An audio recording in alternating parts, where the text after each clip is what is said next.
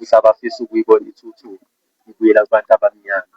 So bayacoca sibanike ithuba bechaze izolo kwenzakaleni futhi kuphethe kanjani lokhu okwenzeka izolo kusaqhubeka nanamhlanje. Sizonika nangokuhlalo kuzoba khona uma wethu sicela bayiphawulele.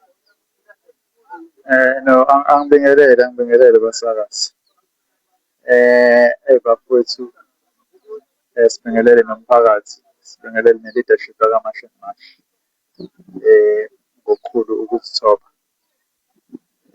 Mhlampe la umuntu akacacise akabeke, sithola ukudangala nokudumala sizakhamizi nabaholi.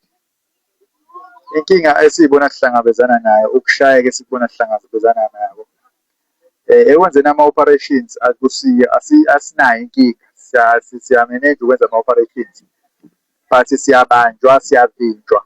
Ama-protection fee awaseyona inkinga. Protection fee ifika eceleni, ifika ibukele, ayisho ukuthi ayikhulumi namuntu. Kodwa inkinga esinayo njengamanje SAPS wasemjebheni, uColonel uMhlangu nje sinenkinga kakhulu. Izolo besilapha kwaSeme sizama ukuthuthisa i-supermarket.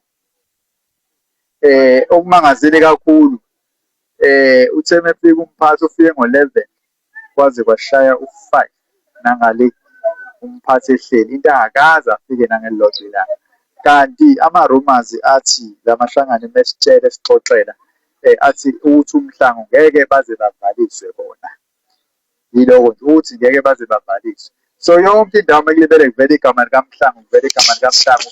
Namhlanje njengoba sesila khona futhi ngakaSeme, ungena ngakaSeme ushone eMatiku. Kwenzeka the very same thing. uMhlangu yena lo uyena othumela amaphoyisa lapho kule container sikuyona sisiyokwenza operation. Bafika nje sesiwuqedile umsebenzi sekusele ukuthi kube ukuthi umuntu oqashile acomply abize iveni. Bona bafike sebeyiphikisana naleyo nto, bathi bazomthetho kakhulu amaphoyisa asemjebheni. So lento yabo iqeda amandla kakhulu. Angifuni ukungasho njengamanje sesiyekele emphakathini. Sisemphakathini thina abaholi ngeke sikwazi ukudlala ngama-feelings abantu. Abantu befuna kuphuma abantu bokufika thina njalo siyabavusa ekuseni, siyabavusa ithi akuyosetshenzwa, akusebenzeki. So uma kungasasebenzeki, mina ngingathi nje ngibanxenxe umphakathi esibe siwuholo ukuthi hayi, ake siqhubeke ngeprocess enye eseceleni leyo yey'tolo, siqhubeke siphushe indaba yey'tolo, sihambe sokwenza ama-operations kwenye indawo nje, senze into siqhubeke senze into eformal ebesiyenza. Inanda akwesiyeke kanje, siyekekele ku-leadership. Kodwa engizocela kakhulu ku-leadership phezulu,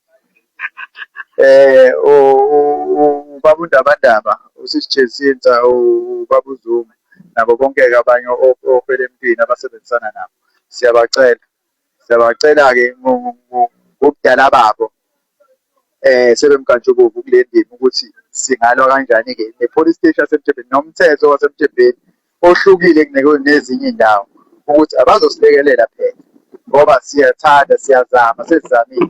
So ukuhlala kwethu kuzobe ngasho ukuthi siwuyekile umzabalazo, kodwa kuzobe kusho ukuthi sesidinga abakhulu-ke manje ukuthi abalekeleleke, bangenelele. Mefuneka ikhomishani kaMadlanga ingene, ayingene bakwethu. I-head of committee efuneka ingene, abangene benze umsebenzi wabo ngoba ukuba khona kaMkhwanazi kuyona ukuhlezi kusinika ithemba lokuthi iphoyisa eli-corrupt noma lingaba namandla naphambi kwethu, kodwa kuMadlanga lobheke livele obani. Ngicela ukwehlela ngezansi. So njengoba kuvelile ukuthi uMhlangu owumphathi we-police station yasemjebheni akathandi ukuthi abantu kufika bahambe, and uMhlangu uvezile ngokusobala izolo ukuthi uyabacindezela abantu baseNanda abawumphakathi uma belethe iy'khalo ngabantu bokufika. And manikhumbula kahle nje siseMatikwe lesigxibeni, ikwerekwere lathi uMhlangu uthe asiy'ndawo. So kuleyo nkulumo leyo yokuthi ofika amayesho njalo nento eyenziwe izolo, amaphoyisa ekwazi ukuthi axoshe abantu ngokuthi bayigcilela bayiphushele umzabalazo ukulungisa izwe labo.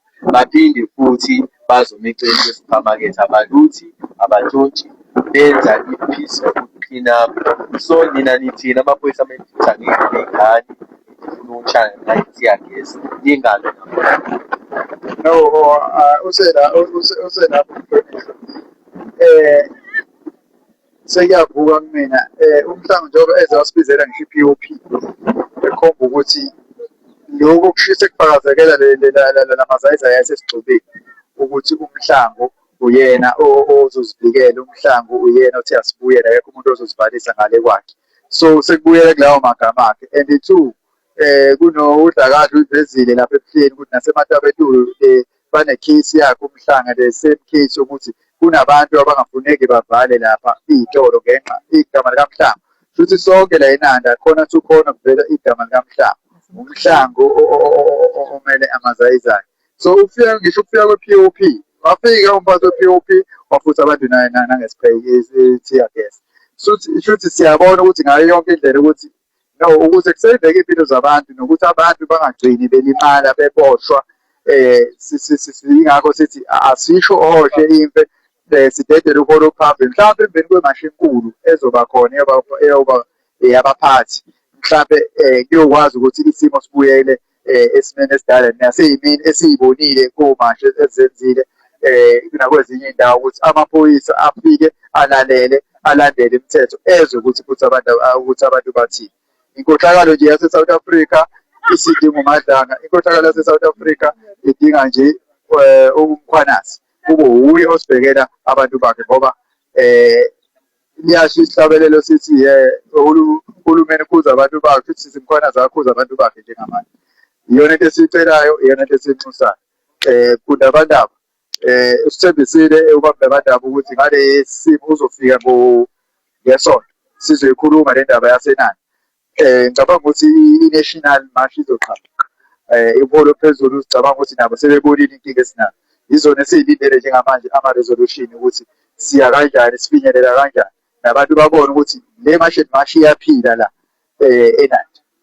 Yeah.